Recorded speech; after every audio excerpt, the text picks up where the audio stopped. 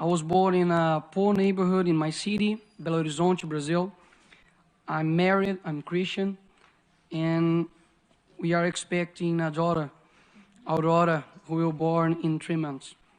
I became the most voted federal congressman in Brazil, and I'm here to warn you about what's happening in my country. I apologize if I make any mistakes in my speech. I'm still learning English.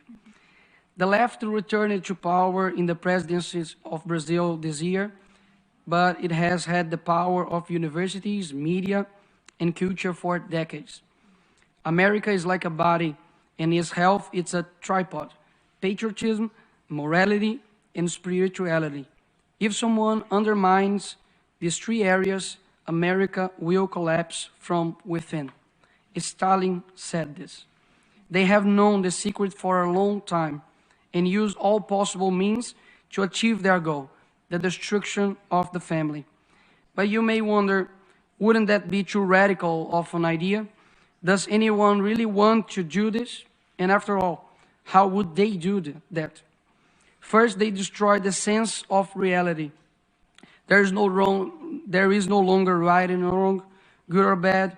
Everything is relative. When they say that, why then say that men exist? Women, aren't they concrete concepts? Therefore, they must be abolished. Then they move on stage number 2, the destruction of identity. If you are nothing, then everything can be everything. Therefore, they will destroy your identity as a person. Young people no longer know what or who they are. They are carried away by any wind of doctrine and cling to what is fashionable. They tell you, dress like this, use this type of language, and finally, live like this.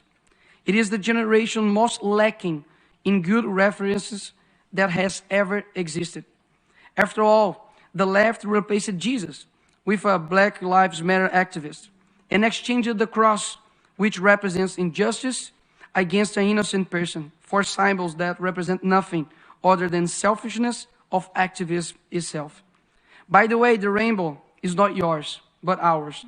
Read the Bible and you'll find out.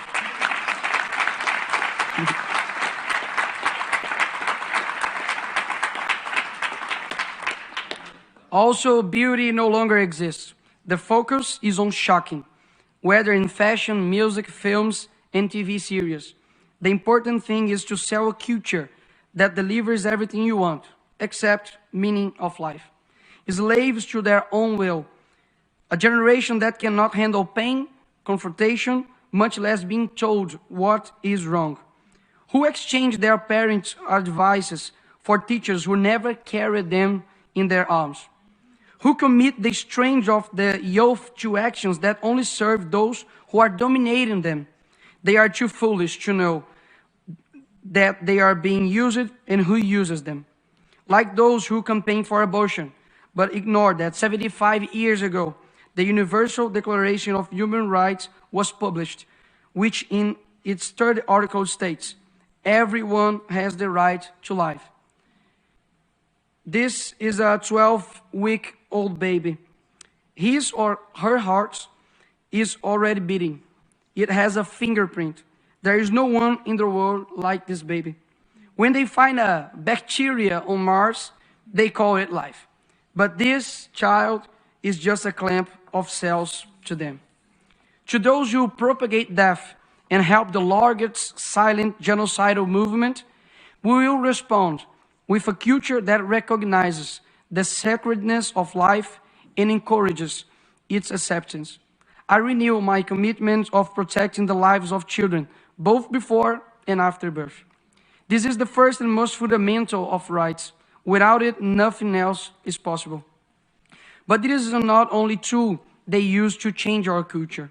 Men who use it to lie about their ages, to go to war and fight for their country, but now lie about their biological sex to compete with women.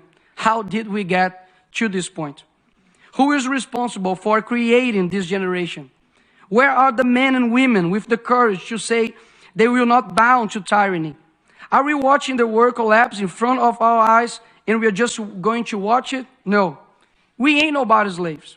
Our freedom was achieved with a lot of sweat and blood. And it would be very naive to believe that it would be not with sweat and blood that we would maintain it. I come here to give a message to all who still have hope in changing the world. The world will be a better place if there weren't so many people promising to improve it. It's a quote from philosopher Olavo de Carvalho, and that fits perfectly with Greta and Leonardo DiCaprio, for example, that supported our socialist president called Lula, a thief that should be in jail, and now we have Amazonia with the worst fire in 15 years, and they are just in silence and disappeared. Let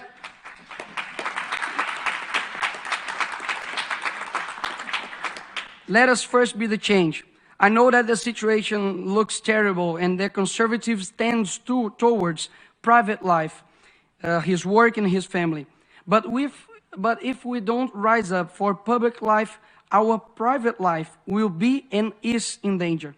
To do this, we need to raise educators who will dictate new directions for UNESCO, for example. Education that teaches and not doctrinates. New judges who will honor the magisterium and deliver justice. And not like some of Brazil's Supreme Court who have betrayed the Brazilian people and persecuted their political opponents. New teachers who will use the classroom to train students and not activists. New artists, musicians, directors who will influence culture towards something other than just sex and promiscuity. New people who will transform this world. Know that if you are listening to me right now, I believe in your strength, in your ability to influence and change where you are. You start with your family, then your neighbor. Bring light to your neighborhood, and we will live better than we are now. We never know the extent of our influence, where our voice will reach.